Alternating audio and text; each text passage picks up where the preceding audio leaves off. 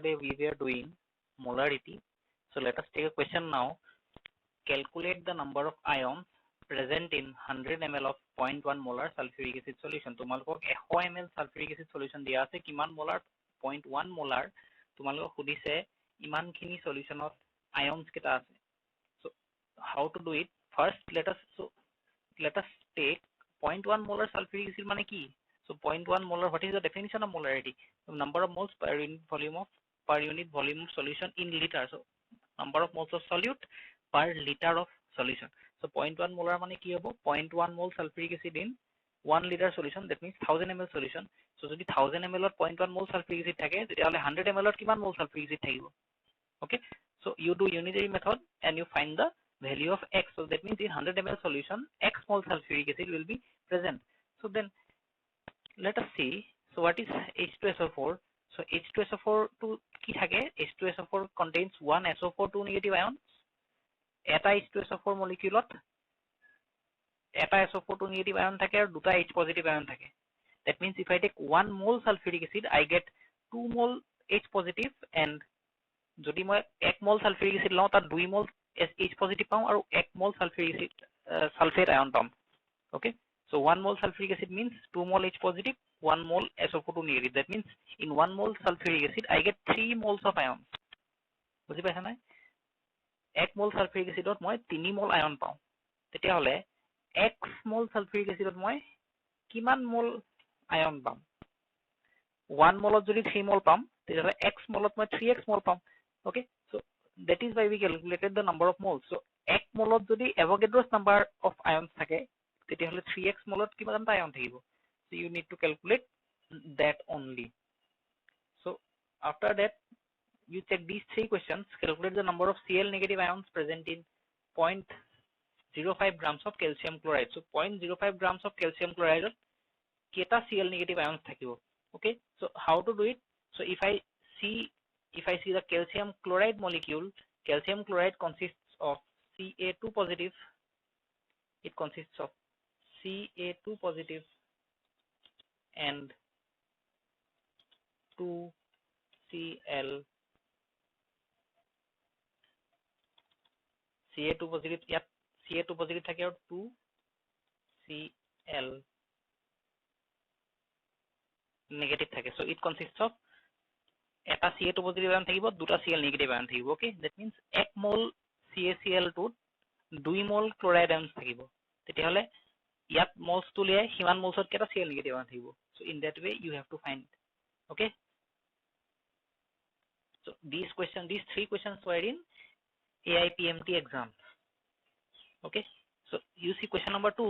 The cost of 1 kg of NaCl is ₹20. So 1 kg sodium chloride দাম 20 টকা. Calculate the cost of 1 mole NaCl. So 1 kg NaCl দাম 20 টকা হলে 1 mole NaCl দাম কিমান হ'ব? Okay, you see question number 3. Calculate the volume of oxygen required to burn 900 gram of sulfur to give sulfur dioxide as per the chemical reaction. So 900 gram sulfur burn কৰিব হলে মই কিমান volume oxygen লব লাগিব? That means কিমান litre oxygen ললে মই 900 গ্ৰাম sulphur burn কৰি দিব পাৰিম? How to do it? যেতিয়া মই 1 mole সালফাৰ জ্বলাবলে মোক 1 mole অক্সিজেন লাগে. That means 1 mole sulfur means 32 gram sulfur. 32 gram sulfur জ্বলাবলে মোক 1 mole oxygen লাগে. So 1 mole equals to 22.7 liter. So 32 gram জ্বলাবলে যদি মোক 22.7 liter লাগে, 900 gram জ্বলাবলে মোক কিমান liter লাগিব? Okay, in that way you have to find it out. Next question, that is related to molarity. Now the question is, a student has a sample of 1000 ml 0.5 molar HCl solution. So এটা স্টুডেন্টৰ ওচৰত 0.5 molar HCl solution or 1000 ml আছে. What should he do to get a sample of 250 ml of 0.25 ml HCl solution? এটা স্টুডেন্টৰ ওচৰত এটা বিকাৰত 1000 ml 0.5 molar HCl solution আছে. তো সেই solution খিনি কি কৰিব যাতে হি 250 ml 0.25 molar HCl পাই যায়? মানে how can he decrease the concentration of this solution to get 250 ml of 0.25 molar solution? Okay, বুজি পাইছা নাই? 0.5 molar HCl 1000 ml আছে, সেই solution খিনি মই 0.25 molar কেনেকে বনাও? আৰু মোক কিমান লাগে 0.25 মোলাৰৰ 250 ml লাগে okay so the how to do it student has 1000 ml of let us take m1 equals to 0.5 molar HCl so first যেটো mother solution okay so মই A2 solutionৰ পৰা mother gives birth what I have to do is I have to get this solution 250 ml of 2.5 molar solution I need to get this solution from this solution that means 1000 ml 0.5 molar HCl is the mother solution that means M1 let us take the concentration of the mother solution student has 1000 ml of M1 equals to 0.5 ml HCl solution he wants to decrease the molarity that means he wants to dilute the solution okay so generally এটো কাম কেনে কৰা যায় 1000 ml ৰ যেটো solution মোৰ ওচৰত আছে তাৰ পৰা মই অলপ ভলিউম উলিয়াই লম okay আৰু তাত পানী ঢালি দিম okay কিমান পানী ঢালিম we will check it so we use the relation m1 v1 equals to m2 v2 so concentration কেনেকে বহাই পানী ঢালি দিলে concentration বাঢ়ি যায় concentration কমি যায় okay so we take v1 volume of solution from this মই a solution to পৰা v1 volume উঠাই লম আৰু তাত মই পানী ঢালি দিম so that the total volume becomes 250 ml okay so কিমান volume উঠাম we will calculate that now so what we use is we use the relation m1 v1 equals to m2 v2 so আমি a relation to use কৰিম where m1 is the concentration of the mother solution what is the concentration of the mother solution 0.5 molar v1 is the required volume মই কিমান volume উঠাম mother solution ৰ পৰা M2 is the concentration of the diluted solution. যেটো diluted solution that means the daughter solution that is the diluted solution or কিমান concentration মোক বনাব লাগে that means 0.25 আৰু volume of the diluted solution to be made V2 is the volume of the diluted solution to be made মানে মই diluted solution or কিমান volume মোক লাগে that is 250 ml so এই ৰিলেচনটোৱে কি মিন কৰে M1 molarity কিমান ভলিউম ললে v1 is the কিমান ভলিউম m1 molarity কিমান ভলিউম ললে m2 molarity v2 ভলিউম পোৱা যাব m1 molarity কিমান ভলিউম ললে m2 molarity v2 ভলিউম পোৱা যাব okay so first try to solve m1 equals to 0.5 m2 equals to 0.25 v1 equals to v let us take it v আমি কিমান উঠাম and v2 is 250 so we solve for v1 equals to small v so I get v equals to 125 ml that means for getting 250 ml 0.25 molar HCl solution from 1000 ml of 0.5 molar HCl solution what I do is I take out a 1000 ml a sample ৰ পৰা মই 125 ml উঠাই লম okay and মোক কিমান লাগে 250 ml লাগে that means 125 উঠাই ললো বাকিখিনি মই পানী দি দিম that means মই 125 ml উঠাই লম আৰু তাৰ ওপৰত মই ইমান পানী দিম যাতে কি total volume to 250 ml হৈ যায় that means I take 125 আৰু মই তাত আকৌ 250 minus 125 that is 125 ml water ঢালি দিম so that I get 250 ml of 0.25 molar solution okay so you take this question how will you make 300 ml of 0.1 molar NaCl from 500 ml of 0.4 molar NaCl okay মই কি উলিয়াব লাগিব this is the mother solution jar concentration to বেছি হ'ব কি mother solution হ'ব this is the daughter solution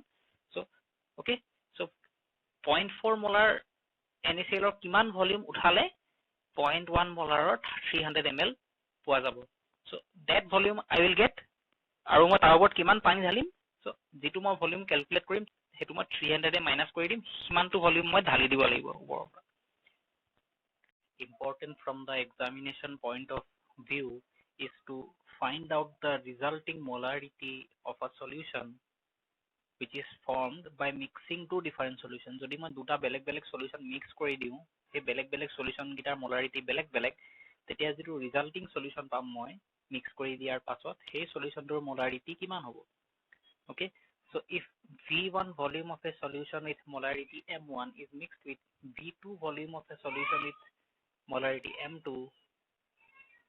then the resultant molarity is m equals to m1 v1 plus m2 v2 by v1 plus v2 so let us take a question if 750 ml of 0.5 molar HCl is mixed with 250 ml of 2 molar HCl find the molarity of the resulting mixture so 750 ml 0.5 molar HCl mix কৰি দিলো মই 250 ml 2 molar HCl ৰ লগত তেতিয়া যেটো resulting mixture পালো resulting mixture ৰ volume কিমান হল 750 plus 250 so this is the total volume of the mixture তেতিয়া হলে resulting mixture ৰ molarity কিমান হ'ব so here m1 is 0.5 v1 is 750 m2 is 2 v2 is 250 so the resulting molarity is m1 v1 plus m2 v2 by v1 plus v2 so v1 plus v2 is the total volume so please find it out so in this way we can find out the resulting molarity if we mix two solutions now let us see question number 5 if 850 ml of 0.5 molar NaCl is mixed with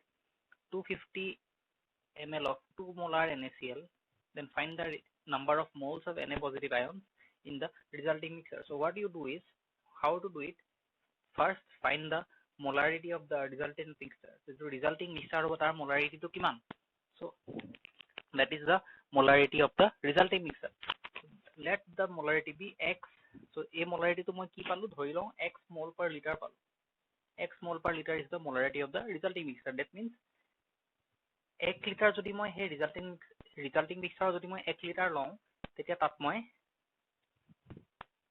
x mole pam resulting mixture jodi moi 1 liter resulting mixture to tur jodi x liter long tetia moi resulting mixture to jodi 1 liter long tetia moi x mole pam tetia hole jodi moi resulting mixture to 850 plus 250 ml long so if I take 850 plus 250 ml equals to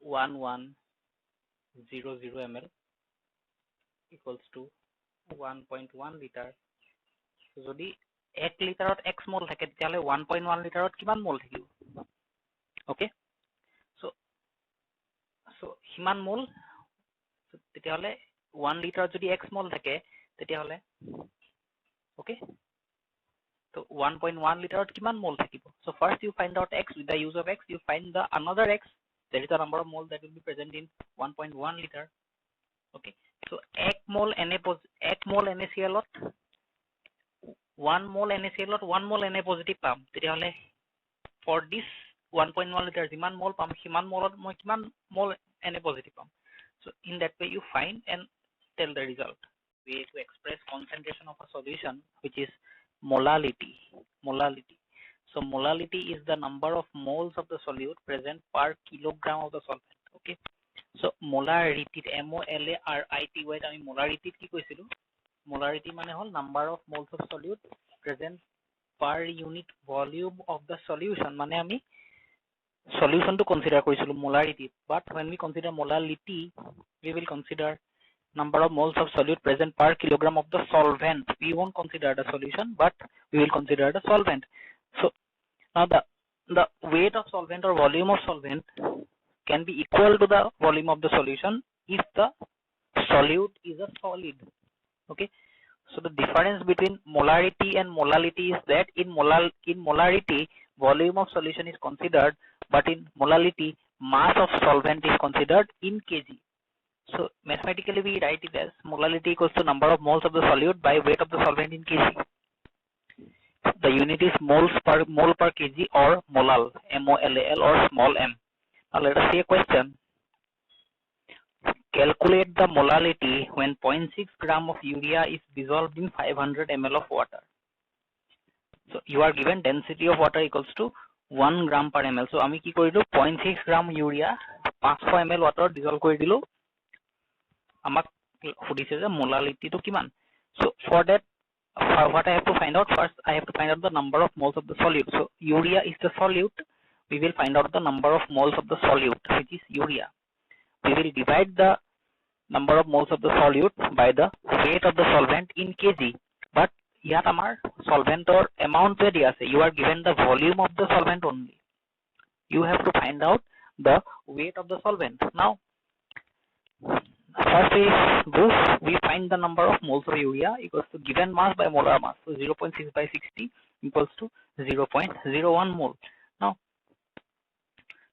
you are given 500 ml of water so volume of water is 500 ml acha water density kiman 1 gram per ml. So the density of water is 1 gram per milliliter. That means 1 gram per milliliter density মানে কি 1 milliliter water weight hobo 1 gram. So density 1 gram per ml, that means 1 milliliter of water weighs 1 gram. 1 milliliter water weight যদি 1 gram হয় তেতিয়াহলে 500 milliliter water weight কিমান হ'ব 500 gram or 0.5 kg. That means a volume to ami weight ole convert kori lolu using density. So then we find molality equals to number of moles of the solute by weight of the solvent in kg. So 0.01 by 0.5 mole per kg or 0.01 by 0.5 molal, small m. How many moles of NaCl should be dissolved in 700 ml water to get a molality of 0.1 mole per kg? Please tell the answer. So density you take 1 gram per ml. Density of water you take 1 gram per ml. Let us see one more question. What is the molality of a 500 ml solution of 0.5 molar HCl? So you are given the molarity, you have to calculate the molality. Okay, so what is the molality of a 500 ml solution of 0.5 capital N, that is molarity HCl. So you need to calculate molality from molarity. So molality equals to number of moles of solute divided by weight of the solvent in kg. So yat jitu solvent, that means so density of water is 1 gram per ml. So 500 ml will be equal to 5 gram or 0.5 kg. So from the volume of the solution we got the weight. That means here we have considered that the volume of solution and the volume of solvent are same. Okay, so 500 ml equals to 0.5 kg. So what we did is we found the weight of the solvent which came as 0.5 kg since density is 1 gram per ml. Now so 0.5 molar, so we got the weight. Okay, so now first we calculated the weight. Now we have to know what is the number of moles of the solute. So যেহেতু আমাৰ ওচৰত 0.5 molar HCl দিয়া আছে, 0.5 molar মানে কি 1000 ml ত 0.5 mol থাকিব, তেতিয়া হলে 500 ml ত কিমান mol থাকিব? So 0.5 mol যদি 1000 ml ত থাকে তেতিয়া হলে 500 ml ত 0.25 mol থাকিব. That means molality comes out to be 0.25 divided by 0.5 mole per kg. ইয়াত আমি কি কৰিলো, ফাৰ্স্ট আমি সলভেন্টৰ weight টো উলিয়ালো, তাৰ পিছত আমি হে 500 ml solutionত number of moles of solute কিমান. So we can't take number of moles of solute as 0.5. আমি number of moles of solute 0.5 লব নোৱাৰো. কিয় লব নোৱাৰো? কিয়নো 0.5 number of moles of solute 0.5 কেতিয়া হ'ব? যেতিয়া আমি solutionৰ ভলিউমটো 1000 ml লম তেতিয়াহে 0.5 হ'ব. যদি আমি 500 লম তেতিয়া কিমান হ'ব? So 0.5 molar HCl মানে 1000 ml ত 0.5 mol থাকে, তেতিয়া হলে 500 ml ৰ কিমান mol থাকিব? যেহেতু আমাক 500 ml ৰ কাৰণে উলিয়াব লাগে. So x equals to 0.25 and you get the molality. What is the molality of a 300 ml solution of 0.3 molar KCl? So 0.3 molar KCl or solution ta dia ase, kiman dia ase 300 ml dia ase, tar molality kiman hobo? So you have to calculate molality from molarity. So ki dia ase the density of the solvent is 1.5. So now it is not 1, it is 1.5. So first what we do is molarity equals to number of moles of solute by weight of solvent in kg. Density of not water, density of solvent. Density of solvent is 1.5 gram per ml. So তেতিয়া হলে 1 ml or weight 1 ml or weight 1.5 gram hobo. So তোমালোকক কিমান ml দিয়া আছে? 300 ml দিয়া আছে. So 1 ml solvent or weight যদি 1.5 gram হয় তাহলে 300 ml solvent or weight কিমান হ'ব? 1.5 into 300 gram hobo.